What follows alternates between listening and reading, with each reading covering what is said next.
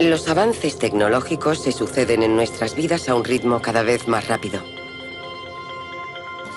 La próxima revolución podría ser la de la nanotecnología. Unos materiales con propiedades inimaginables hace unos años. Objetos cotidianos dotados de nuevas funciones con la adición de algunos átomos. Un entorno cada vez más protector, sensible e interactivo, gracias a la miniaturización de todo tipo de dispositivos electrónicos. Ordenadores cada vez más pequeños y potentes, quizás sea el principio de una nueva forma de inteligencia artificial que responda a todas nuestras necesidades.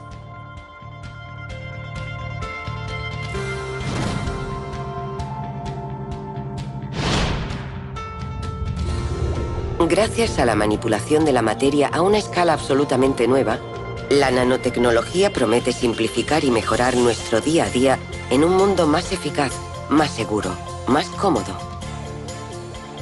La nanotecnología es clave para el futuro, porque no se centra en una única aplicación. Afectará todos los sectores de nuestras vidas. Esas investigaciones nos harán evaluar en profundidad nuestra relación con nuestro entorno. Los enormes poderes que le atribuimos fascinan tanto como preocupan, y la velocidad con la que se integra en nuestra existencia y forja nuestra sociedad suscita cada vez más polémica. Lo que estamos haciendo no lo ha hecho ninguna otra civilización en el pasado. Hacemos historia, pero no sabemos qué historia estamos haciendo.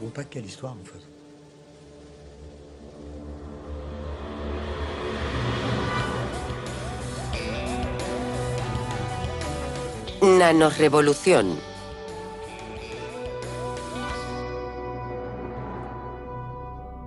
Ciudad nanotecnológica. Episodio 3.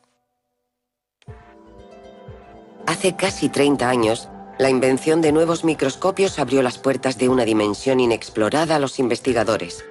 La dimensión nano, la milmillonésima parte del metro, el mundo invisible de los átomos y las moléculas. A esa escala, la materia manifiesta propiedades sorprendentes. Poder explotarlas prometía una nueva revolución, la de la nanotecnología. Un avance radical que ampliaría los límites de prácticamente todas las tecnologías actuales. Ahora, la vanguardia de los productos fruto de esas investigaciones está saliendo de los laboratorios y entrando en nuestras vidas. ¿Pero esa revolución anunciada está cumpliendo sus promesas?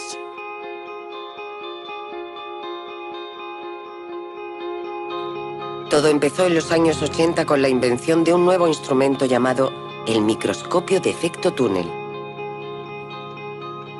El profesor James Gimsewski trabajaba con el equipo de IBM Zurich que desarrolló el proyecto. Fue una de las primeras personas del mundo que pudo palpar la materia a la increíble escala de 1/1000ª de milímetro. Estos microscopios exploran las superficies igual que un invidente lee una página en braille. Utilizan una sonda cuya punta está constituida por un solo átomo. Cuando se acerca a unos nanómetros de la muestra, se produce un intercambio de electrones con el átomo más cercano. Ese es el efecto túnel. Entonces, la corriente tiene un valor constante y la punta sigue, átomo por átomo, el relieve de la superficie explorada. Unos programas informáticos convierten esa información en imágenes. Y esas imágenes abrieron un nuevo mundo a los investigadores. Gracias al microscopio de efecto túnel, la gente pudo ver por primera vez imágenes de átomos y moléculas. Por primera vez pudieron ver átomos de silicona sobre una superficie. Eso revolucionó totalmente la ciencia. De repente podíamos comprender la materia de una manera totalmente nueva, basándonos en átomos individuales en lugar de miles de millones de átomos como se hacía antes. Pero esa nueva herramienta guardaba otra sorpresa. Cuando la punta se acerca a la superficie, el intercambio de corriente se intensifica. Y los investigadores han descubierto que utilizando esa energía pueden mover los átomos uno a uno.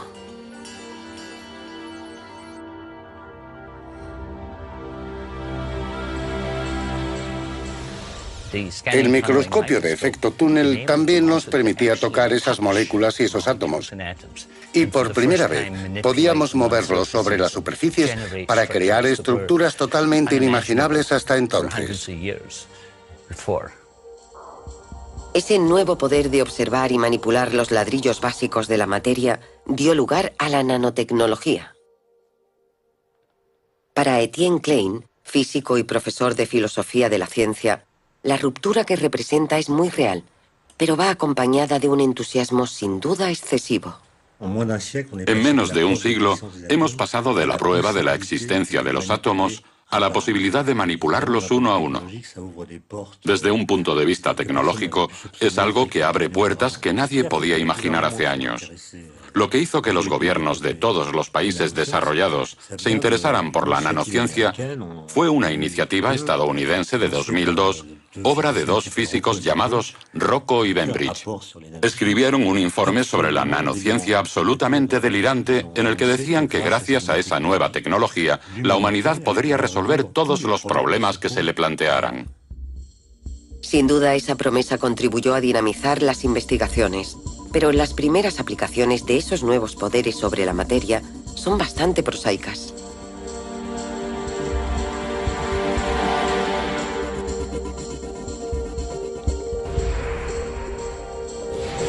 De hecho, algunas de esas aplicaciones ya están entre nosotros, aunque no las veamos.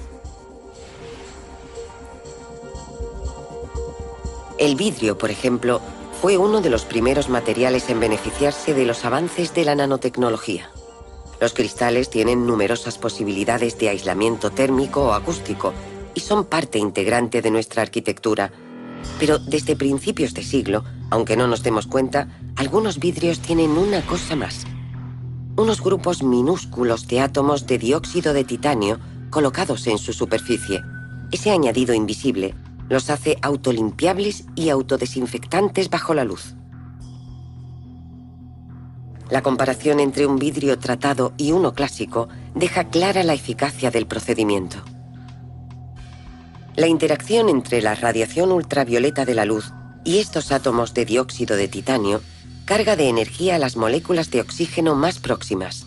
Entonces, ese oxígeno, llamado reactivo, es capaz de destruir las partículas de polvo. Pero la reacción no acaba ahí.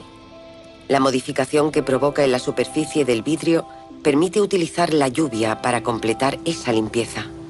En un cristal normal, el agua forma gotitas, pero en uno de nanovidrio reacciona a las nanoestructuras y se expande en una capa muy fina sobre la superficie. De esta forma, el agua resbala más fácilmente entre el vidrio y el polvo y se lo lleva a su paso.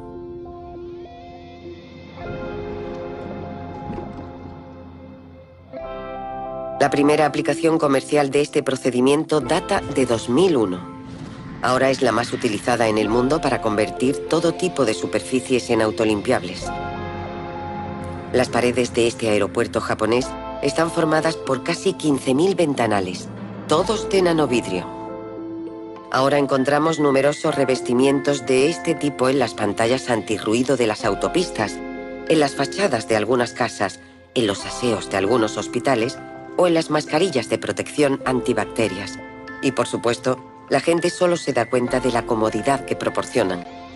Cuanto más se desarrolle el conocimiento de las reacciones a escala nanométrica, más se podrán mejorar las posibilidades de ese procedimiento. Los fotocatalizadores son en realidad nanopartículas y su eficacia y manera de funcionar dependen de su forma.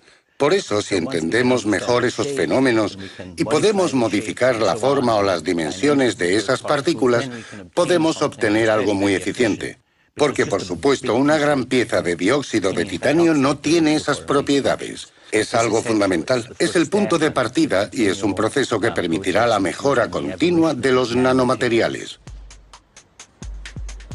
Muchos otros materiales irán beneficiándose progresivamente de nuevas funcionalidades con la adición de esas nanopartículas. Pero algunos descubrimientos en la nanotecnología también podrían comportar cambios más espectaculares en la arquitectura de nuestras ciudades. En 1991 Entre los residuos de combustión de un experimento en el que utilizó un arco eléctrico, el profesor Iijima descubrió un material que ya se había detectado en condiciones similares, pero nunca se había detallado. Al estudiarlo a escala nanométrica, reveló su verdadera naturaleza. Se trataba de una nueva forma de carbono, los nanotubos de carbono. Durante la combustión, los átomos de carbono se unieron de una forma inédita en estructuras hexagonales enrolladas sobre sí mismas para formar cilindros. Los nanotubos de carbono son el primer ejemplo de un material creado íntegramente en el laboratorio por el hombre. No es un material existente que se ha modificado. Y poder crear materiales así es una capacidad totalmente nueva. El diámetro puede alcanzar la increíble dimensión de un nanómetro, 100.000 veces más pequeño que el grosor de un cabello.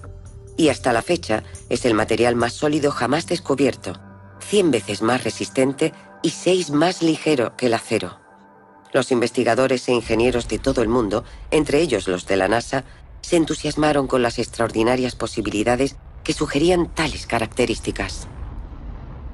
Los nanotubos de carbono tienen un potencial increíble. Solo hay que pensar en todas las estructuras que se pueden crear a gran escala, pues ya no nos veríamos limitados por las típicas normas que rigen cómo se forman las estructuras. Buen ejemplo de las esperanzas que suscitó ese descubrimiento es que al comenzar el siglo XXI, la NASA reactivó el proyecto de un ascensor al espacio. La idea databa de los años 50 y apareció en numerosas obras de ciencia ficción antes de convertirse en objeto de estudios abandonados ante la falta de un material suficientemente sólido y ligero. Las características de los nanotubos de carbono hacen que sea factible, teóricamente, la creación de un cable de más de 36.000 kilómetros de largo que se eleve desde el Ecuador hasta un satélite geoestacionario. No podemos obligar a los investigadores a que piensen solo en consideraciones pragmáticas ligadas a lo que se puede hacer inmediatamente. Hay que dejar que piensen en futuros proyectos que parecen extravagantes, pero que a veces ayudan a plantear las preguntas adecuadas sobre lo que nos interesa y lo que es posible hacer. Ahora bien, el primer reto era importante: conseguir crear esos minúsculos nanotubos en cantidades suficientes para un uso industrial. Se ha experimentado con numerosos métodos, pero el que ideó el profesor Daniel Resasco es uno de los más prometedores. Se basa en la capacidad de autoensamblaje que manifiesta la materia a escala nanométrica. Consiste, en cierto modo, en crear nanotubos de carbono haciendo que un catalizador determinado reaccione a un flujo de gas. Se necesita un catalizador muy especial para producir nanotubos de carbono de una sola pared. Tenemos un primer cúmulo y en torno a él se genera una corona. Una vez que está formada la corona, el resto del nanotubo crece por autoensamblaje de los átomos a partir de la corona. Así que los nanotubos crecen realmente a partir del catalizador. La utilización de la capacidad de autoensamblaje de los átomos y las moléculas es la clave de numerosas creaciones de la nanotecnología. Esas reacciones permiten considerar la producción de nanomateriales en grandes cantidades y a costes razonables.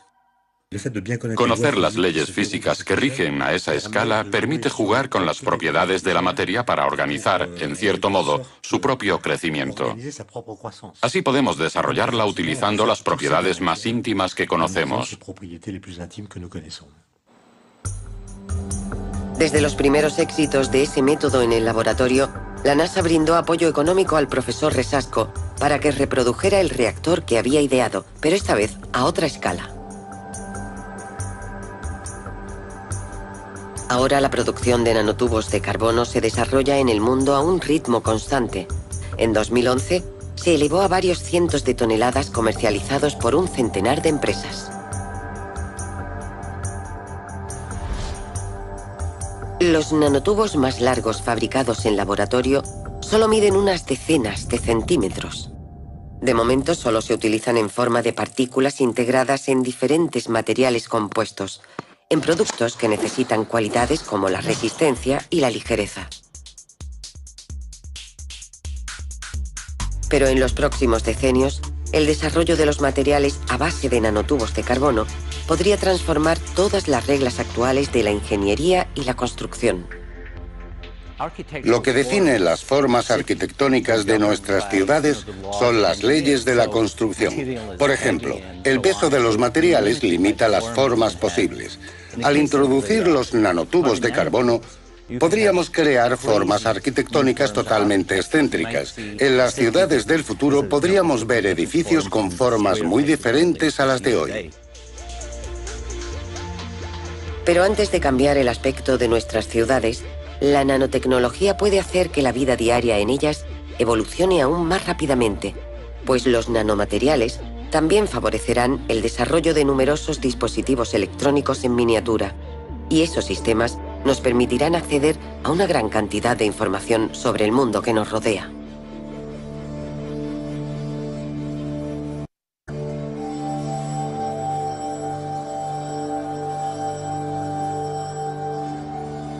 En Corea, el profesor Gyu Chin-cho también trabaja en una aplicación de los nanotubos de carbono, pero a él le interesan sus propiedades eléctricas.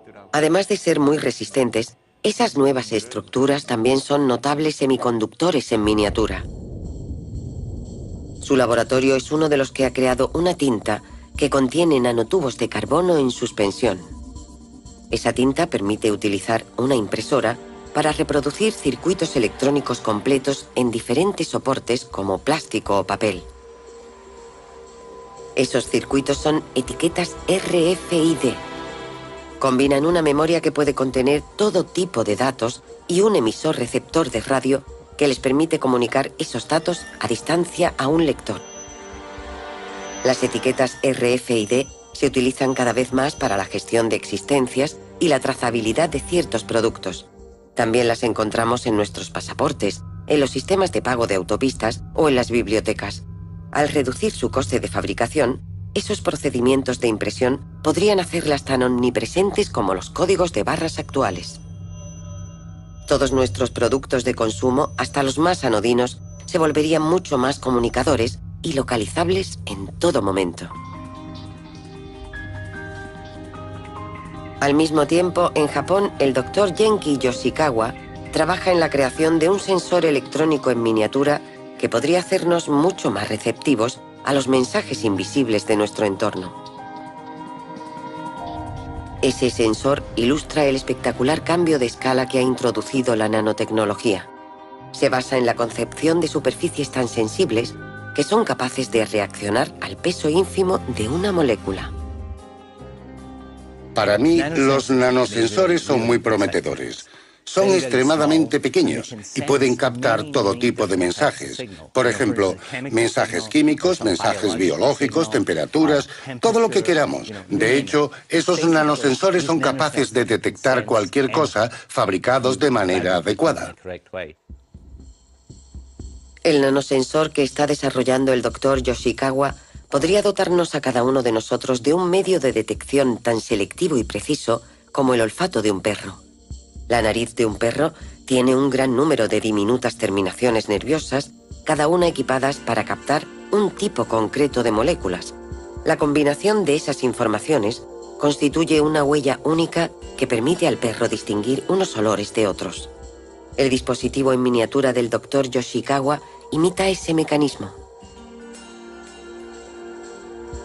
Sus receptores captan un tipo determinado de moléculas e indican su presencia reaccionando a su peso. Un circuito electrónico compara las combinaciones obtenidas con una base de datos de huellas. Ahora mismo, si quisiéramos comprobar el grado de contaminación del aire, del agua de un río o de la que sale de un grifo, sería imposible. O en todo caso, muy difícil de hacer a nivel individual. Pero si pudiéramos integrar unos sensores como este a nuestro teléfono móvil, por ejemplo, o a nuestra ropa, todos tendríamos la libertad y el poder de controlar con precisión lo que pasa en nuestro entorno. Por ahora este sensor solo tiene 8 captadores y sin embargo ya es capaz, como un perro, de distinguir sin problemas la huella molecular de diferentes tipos de carne. Multiplicando esos captadores, el sistema debería poder detectar la huella de cualquier sustancia, gases peligrosos, explosivos, carne en mal estado o agua contaminada. Puede que sean muy pequeños, pero su impacto es enorme, mucho mayor que el de creaciones de gran tamaño. Un puente es una gran estructura, pero no es más que un puente en un lugar concreto.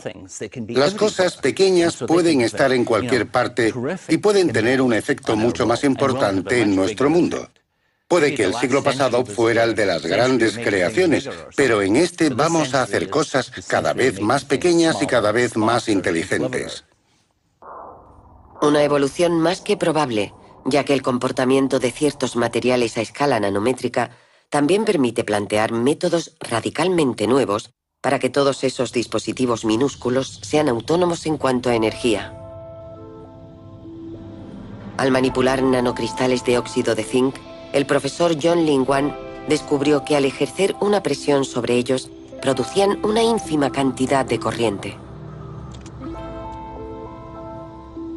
Para intentar explotar esa propiedad, desarrolló una reacción que hace que esos cristales se ensamblen formando largos filamentos de unos 50 nanómetros de espesor. Una fuerza mecánica muy débil basta para curvar esos minúsculos filamentos de óxido de zinc y al deformarse generan un impulso eléctrico.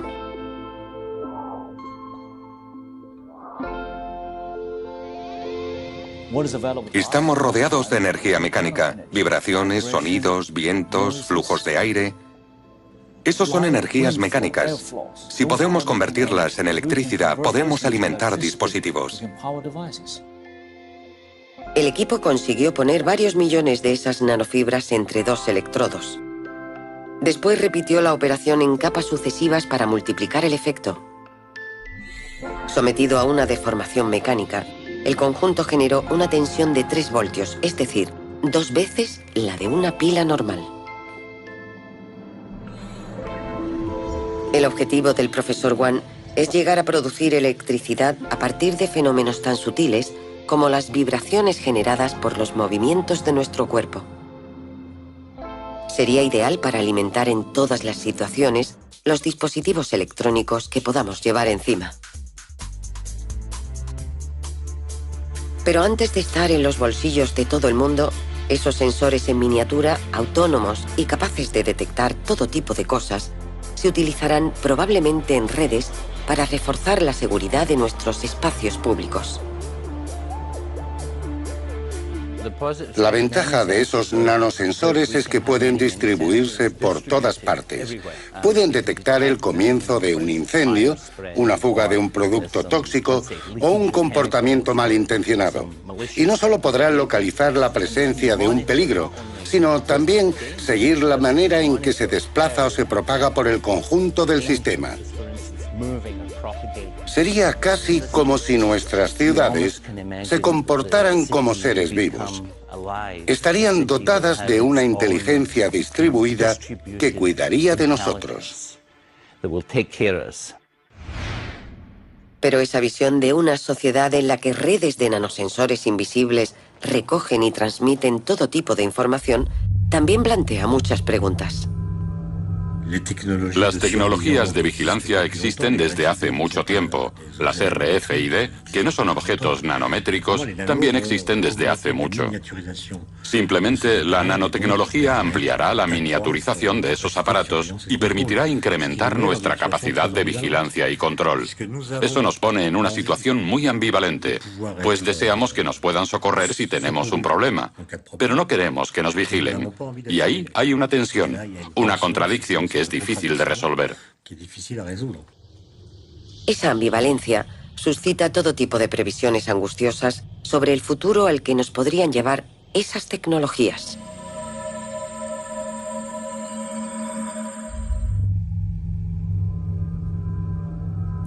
Esta mañana no me encontraba bien. He vuelto a hacerme análisis. Pero el sistema ha dicho que no tengo nada, que es psicológico. Me ha recetado unos ansiolíticos. De hecho, me pasa cada vez que tengo que salir.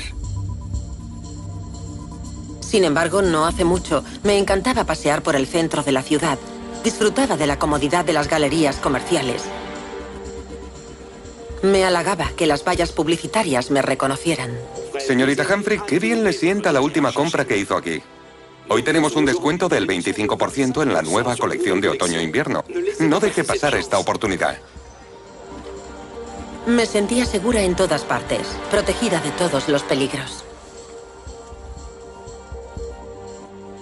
Lo siento, señora Humphrey. La galería está cerrada temporalmente por el descubrimiento de un paquete sospechoso.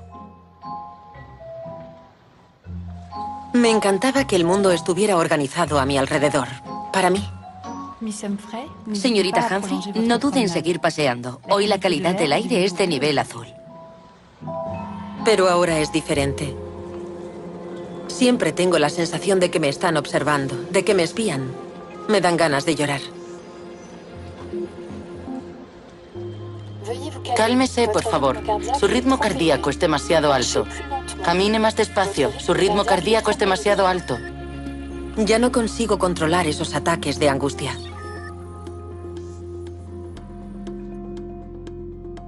Me acuerdo muy bien del día en que empezó todo. Era un jueves. Hacía buen tiempo. El hijo pequeño de mis vecinos había vuelto a dejar su pelota en la calle. Ellos estaban fuera y la casa me reconoció. Pero la foto tenía 5 años y solo hacía unas semanas que me había mudado allí.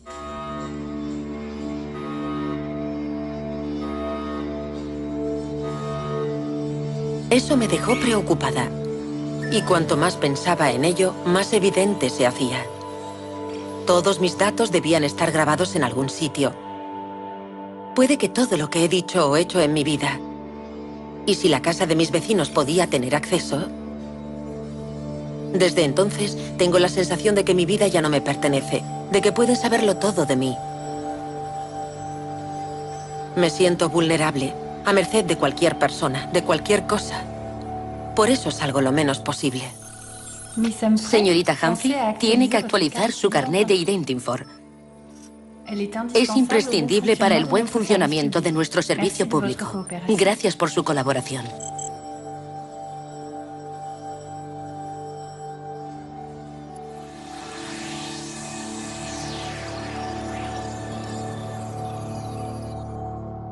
El concepto de vida privada se ha redefinido totalmente por las tecnologías modernas, con la aparición de los teléfonos móviles, por ejemplo. Cabe pensar que aún tenemos privacidad, pero realmente no es así. Por eso es imprescindible la seguridad. Tiene que haber algunas normas básicas para el uso de estas tecnologías. Tiene que haber un modo de garantizar a la persona que no están siendo mal utilizadas. Una reflexión aún más urgente, teniendo en cuenta que el desarrollo de la nanotecnología está íntimamente ligado desde sus orígenes a otra tecnología, la que más ha revolucionado todos los aspectos de nuestras vidas a lo largo del siglo pasado, la informática. El ordenador existe desde hace casi 70 años. Su principio se basa en el hecho de que una operación compleja puede reducirse a una sucesión de operaciones lógicas simples que pueden ejecutarse por la acción de cascadas de transistores. La miniaturización progresiva de esos circuitos de transistores ha sido la clave de los espectaculares progresos en la capacidad de nuestros ordenadores. De 1971 a 2001, cada 2 años, el número de transistores integrados en un chip de silicio se ha multiplicado por 2. Es la llamada Ley de Moore. Hoy los transistores de silicio han alcanzado dimensiones del orden de una treintena de nanómetros, pero se acercan a un límite teórico. Por debajo de los 20 nanómetros intervendrán varios fenómenos físicos que impedirán su funcionamiento. Para que sean más rápidos y más compactos, los componentes son cada vez más pequeños y estamos empezando a alcanzar límites básicos. Y esos límites frenarán el avance de la tecnología actual. No es casualidad que IBM haya creado el primer microscopio de efecto túnel. La industria de los microprocesadores lleva tiempo anticipándose a esos límites y ha añadido materiales a escala nanométrica para seguir permitiendo el desarrollo de la informática.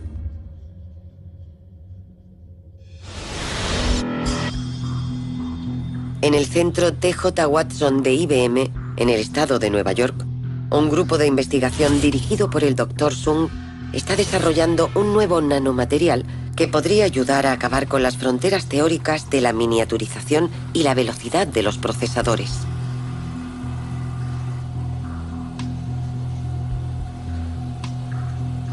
Ese material se llama grafeno. Es una especie de nanotubo de carbono desenrollado. Está compuesto de átomos de carbono unidos en forma hexagonal para crear una hoja de un solo átomo de espesor. Extremadamente sólido y flexible, es un conductor de electricidad 1000 veces más eficaz que el cobre. El grafeno tiene muchas ventajas. En primer lugar, es una hoja de un átomo de espesor, cosa que lo hace muy práctico en dispositivos extremadamente miniaturizados. Y después está su gran conductividad, que confiere una gran velocidad a los dispositivos a base de grafeno. El grafeno se aisló en 2004 y le valió a sus descubridores el Premio Nobel de Física en 2010. Sus notables propiedades lo hacen especialmente prometedor para todo tipo de dispositivos electrónicos. Y el Dr. Sun cree que podría reemplazar con éxito al silicio de nuestros transistores actuales. Los primeros transistores experimentales que hizo a base de grafeno superaron todas las expectativas en cuanto a velocidad. El objetivo a largo plazo es producir procesadores de alto rendimiento basados en la utilización del grafeno que deberían permitir, durante los próximos 20 o 30 años, mejorar las prestaciones de los ordenadores, disminuyendo el tamaño de los transistores. Esos nuevos materiales podrían permitir que la capacidad de nuestros ordenadores siguiera avanzando durante unas cuantas décadas. Pero los campos abiertos por la dimensión nanométrica son tan grandes que ya hay otros investigadores que proyectan una ruptura aún más radical que podría llevar a la informática a otra dimensión. La nanotecnología trata de superar los límites, de alcanzar nuevas fronteras. Es como la exploración espacial. Es extraordinario. Es el descubrimiento de un nuevo mundo. Y el progreso de la nanotecnología no se conseguirá con avances progresivos, sino con grandes saltos. El Dr. Aono es uno de los mayores especialistas del mundo en nanomateriales.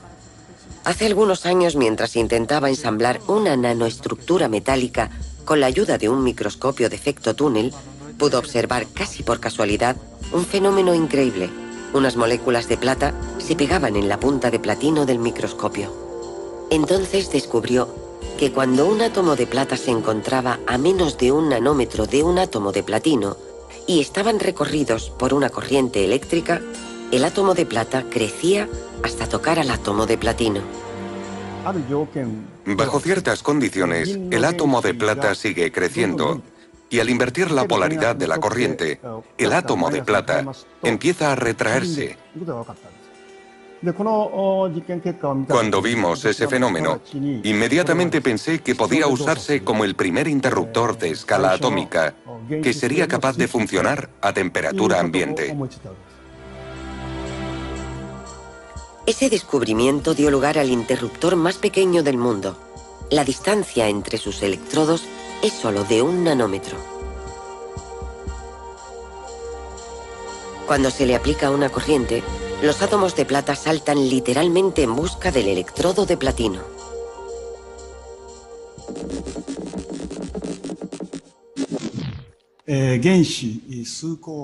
Conseguimos la conmutación controlando el movimiento de unos pocos átomos.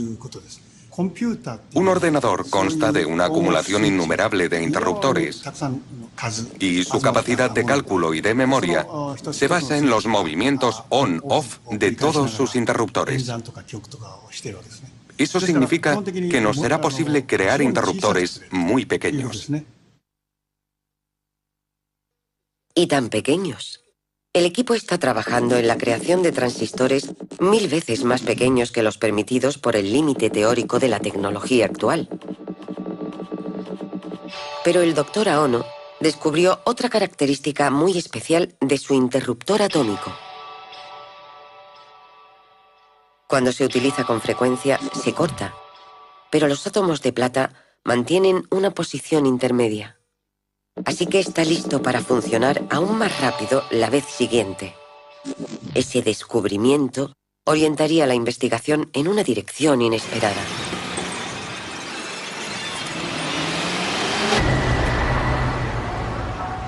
Cuando el profesor Jimszewski oyó hablar de ese fenómeno, viajó a Japón con una idea en mente, una intuición muy representativa del enfoque de la nanotecnología. Cuando lo vi pensé, se puede utilizar esa propiedad de otra manera. Podríamos darles a esos interruptores una función similar a las de la sinapsis, la unión entre neuronas que hace circular la información. El cerebro humano está formado por 100.000 millones de células nerviosas llamadas neuronas. Conectadas en una red gigantesca, esas células emiten y reciben mensajes eléctricos. Las conexiones entre neuronas se hacen a través de unas uniones llamadas sinapsis. Las sinapsis tienen un comportamiento similar al de los interruptores atómicos de Aono. Las que se utilizan con más frecuencia se vuelven más reactivas, más sensibles. Gracias a ese fenómeno, los circuitos de nuestro cerebro se reconfiguran permanentemente en función de nuestras experiencias. Gracias al acercamiento, nació un proyecto en el que colaboran el laboratorio japonés de Aono y el de Jimszewski en California. Su objetivo es utilizar el interruptor atómico como la pieza básica de un sistema neuronal artificial, un ordenador inspirado en el funcionamiento del cerebro humano. Esos interruptores funcionan como neuronas. ¿Cómo podríamos conectarlos entre sí? Para responder a esa pregunta recurrí a la estructura del cerebro. Al estudiar las neuronas, vemos que están interconectadas de una manera muy compacta, muy enmarañada. Así que me dije, vamos a intentar imitar al cerebro.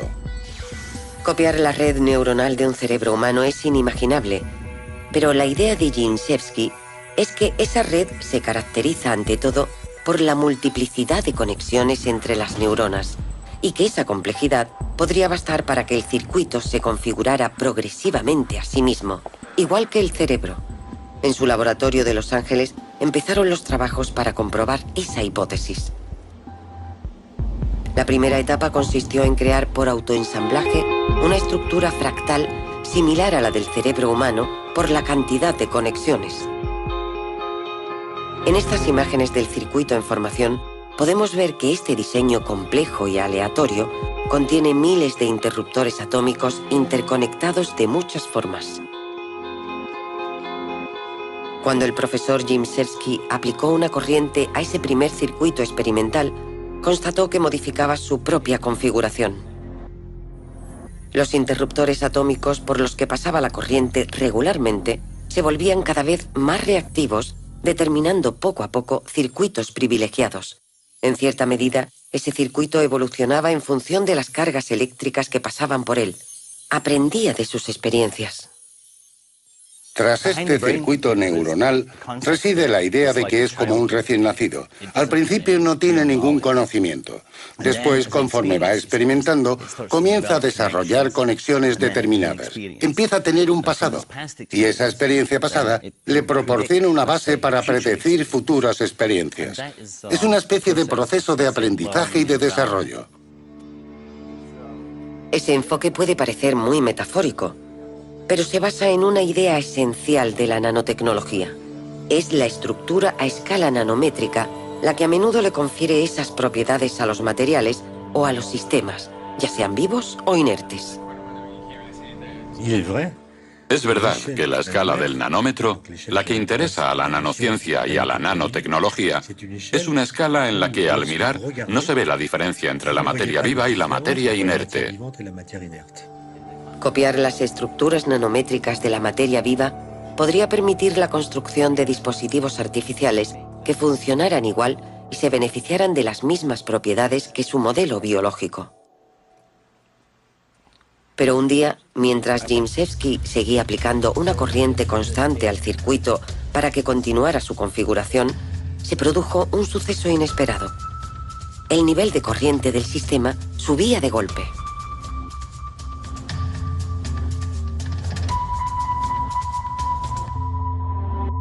¿Qué significaba ese fenómeno? Gimsevsky recurrió a un colega investigador de la Universidad de Mallorca en España, el profesor Dante Chialbo, un especialista argentino de neurociencia. Las investigaciones de Chialbo se centran en la configuración del cerebro. Una parte de sus experimentos se basa en medir las corrientes eléctricas que recorren las redes neuronales.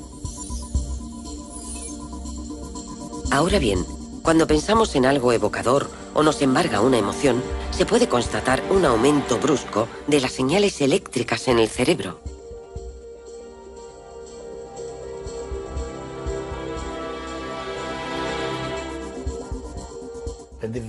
El mecanismo básico del cerebro humano y la dinámica básica de esos interruptores atómicos son exactamente los mismos. Y no es solo una metáfora, porque las leyes físicas que rigen esos procesos colectivos son universales. Las investigaciones en los circuitos neuronales aún están en sus inicios, pero para el profesor Gimsevsky podrían desembocar un día en el desarrollo de una forma de inteligencia informática radicalmente diferente. Podrían aprender lo que nos gusta, integrar nuestras costumbres, podrían llegar a ser nuestros amigos. ¿Por qué no? Su experiencia sería nuestra experiencia y si se está siempre con ellos, acabarían entendiéndonos muy bien. Sin duda, la materialización de esa intuición visionaria no ocurrirá en este siglo, pero mientras, la nanotecnología permitirá que la informática siga con su espectacular progreso y el lugar cada vez más importante que ocupa en nuestras vidas seguirá alimentando las múltiples visiones y problemáticas de las que se ha hecho eco la ciencia ficción desde la aparición de los primeros ordenadores. De hecho, el mayor placer es poder quedarme en casa. Aquí todo es perfecto. Además, hoy en día se puede hacer todo desde casa. Es como mi mejor amiga. Siempre está ahí, atenta a cualquiera de mis necesidades. A veces un poco mandona, pero te acostumbras. Deberías probar este postre. Tiene todo lo que te gusta. ¿No está mal? Ah, ¿sabes?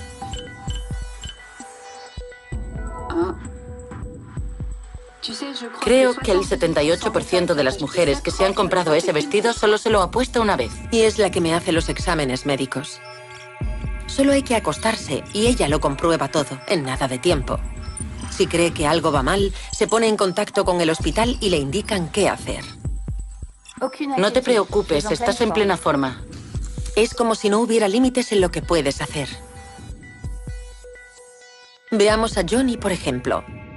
Solo tiene 8 años y ha construido un ascensor a las estrellas en su habitación. Se le da muy bien el mundo digital. Pero bueno, es normal.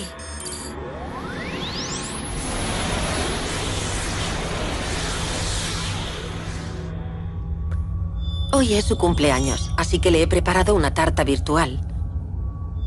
Le encanta y a mí solo me cuesta 5 segundos.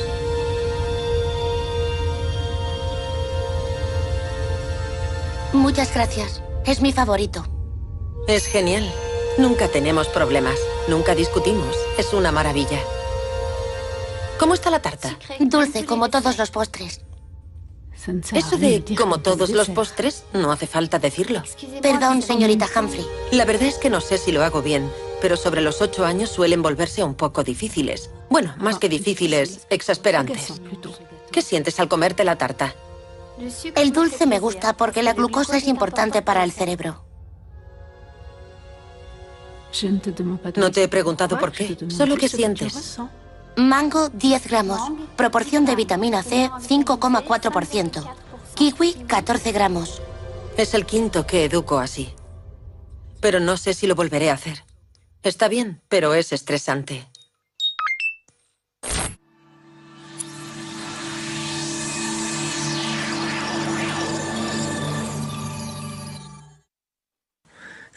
¿La tecnología cambia las condiciones de la vida humana? Es decir, nuestra manera de trabajar, de comunicarnos, de movernos, de interactuar. La respuesta es evidentemente sí. La tecnología cambia las condiciones de la vida humana. Ahora, a fuerza de cambiar nuestras condiciones de vida humana, ¿no cambiará también la llamada condición humana? Es decir, nuestra relación con la vida, con la muerte, con el prójimo.